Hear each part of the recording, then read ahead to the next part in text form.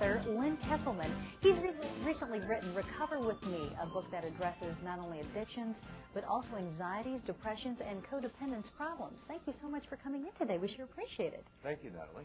So is this a new spin on the 12-step program? Yes, you could say that. Recover With Me is a very simple, logical, easy-to-follow presentation of the 12 steps of recovery. It tells us also how we became ill, what we have to do to get well, very, very straightforwardly and simple. John? First of all, explain what an addiction is. Let's just go down to the basics. An addiction is something that is destructive in our lives, that we find we can't stop doing, and we have to make a very conscious, very deliberate, and very hard-fought effort to stop. On the Med Report, taking on AA. Updating the famed 12-step programs is threatened by the alarming rise of chronic and binge drinking. That would not surprise Lynn Kesselman, who has battled the bottle and other substances for decades. He claims in his new book, Recover With Me, it updates the big book of Alcoholics Anonymous. There's a table of contents in the beginning where if you're looking for the answer to a question, you'll probably find the question there. It's extremely articulately laid out on an awful lot of points. Second of all, it does not treat our disease as though it's a mystical, unknown phenomenon. It treats it like it is a mental health problem, which it is, and instead of focusing on the symptom of our disease, which is alcohol, other drugs, gambling, compulsive behavior of all kinds, it focuses on why did we need to use? Why couldn't we stand being straight? The AA Big Book was written a little over 60 years ago, and in those days, they didn't even know what alcoholism was. And so AA was far ahead of everyone else, the psychologists, the medical community, everyone. The tragedy in Littleton, Colorado has schools across the country and right here in Southwest Florida searching for ways to avoid a similar disaster. Local recovery expert and author Lynn Kesselman says the answer lies in the students themselves. He's developed a self-assessment for troubled teens called Know Myself, Help Myself. Kesselman says the program helps kids identify their problems so they can help themselves before the violence erupts. Every young person, before they get to the point of real desperation to commit a crime like this, comes to a time in which they're in terrible pain. They'll accept help if they believe they can be helped and if someone's interested. These young people, they didn't get any help, and they didn't think anyone was interested, and that's why eventually they acted out in this terrible crime. Recovery. Kesselman says the Lee school system is evaluating the program. I believe it's a mental health issue, not a moral issue. We're not bad because we drank. We don't need to be ashamed and hide. It was our suffering. It wasn't our joy. The joy left long ago, back in the days that it still worked. By the time we're ready to get well, it hasn't been working for a long time. We just felt enslaved and imprisoned. I grow up, and let's assume for the moment I have this normal experience. I see the world through television, as do my parents.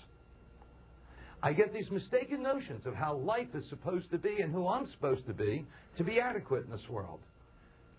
I stop believing I can be, and my anxieties turn to depression, and I become a troubled person inside.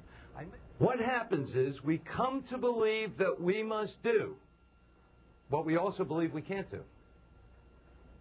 What's strange about that? I look on television, I see a guy with a blonde on each arm.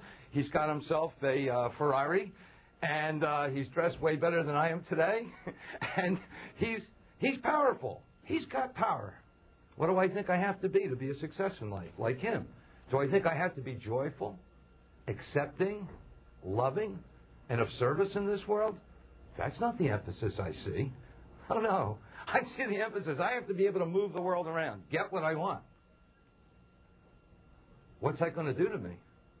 If I don't believe I can do it, it's going to make me anxiety-ridden.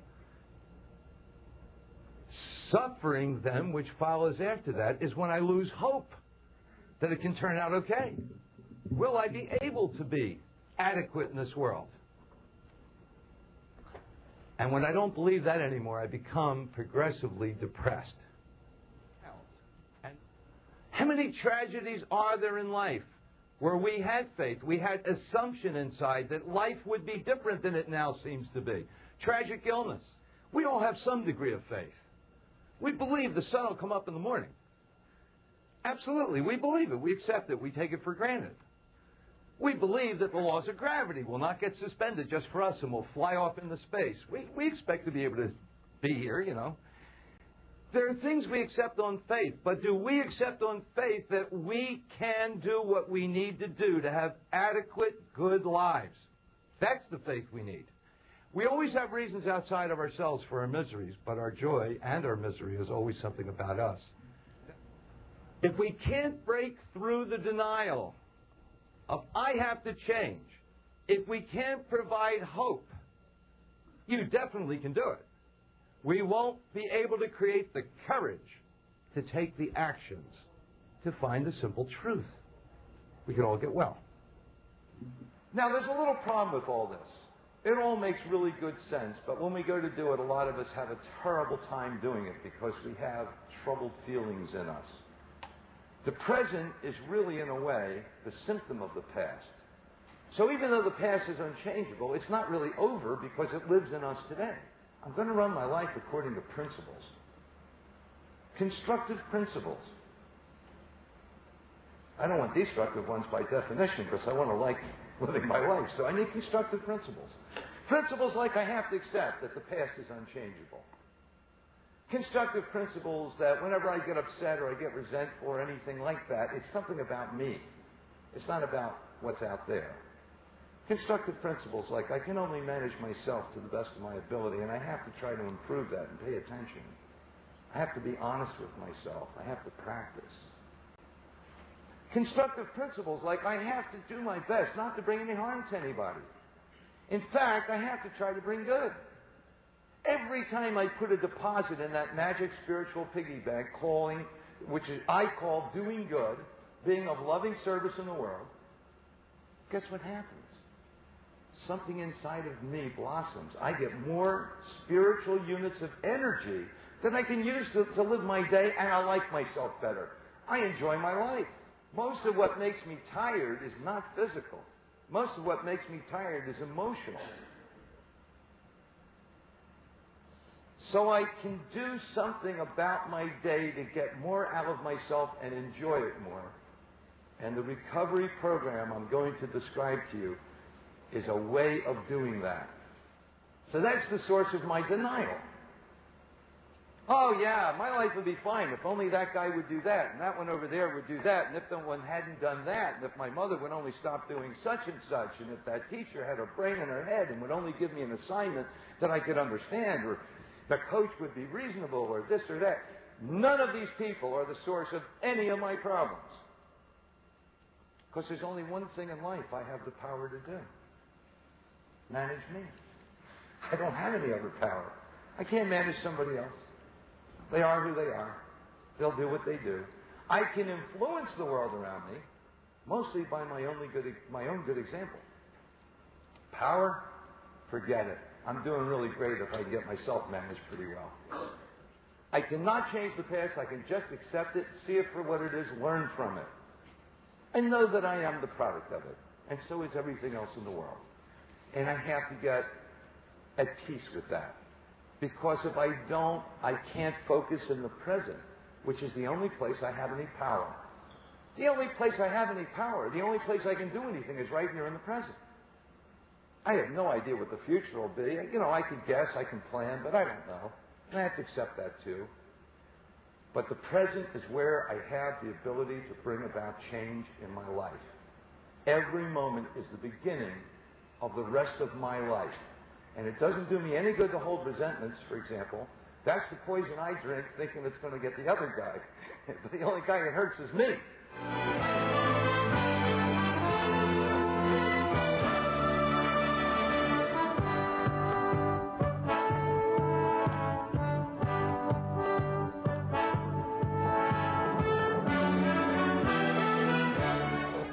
Well, Lynn, it's been a miracle. I mean, through the Passport to Freedom program, I found the tools I needed and a way to delve into my past and take out those hurts and take out those fears and everything that shaped me into the person that wanted to use these drugs.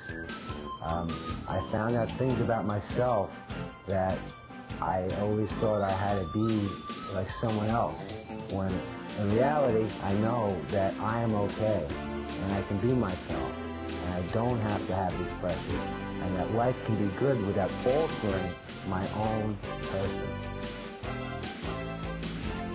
The statistics are clear. Addictions, anxieties, and depressions are a major social problem that affects all our lives today. We all need to live richer and more spiritually satisfying lives. Lynn Kesselman has helped thousands with the Passport to Spiritual Wellness program. And with his published recovery materials, Recover With Me, the audio cassette and workbook series, Free to Love My Life, and the new compact disc and workbook series for those that are 12 to 20 years of age, Know Myself, Help Myself. Lynn Kesselman is available to speak to your group or organization about recovery and spiritual wellness. Visit us on the World Wide Web at www.passporttowellness.com or call Recovery Management Service at area code 954-255-5555.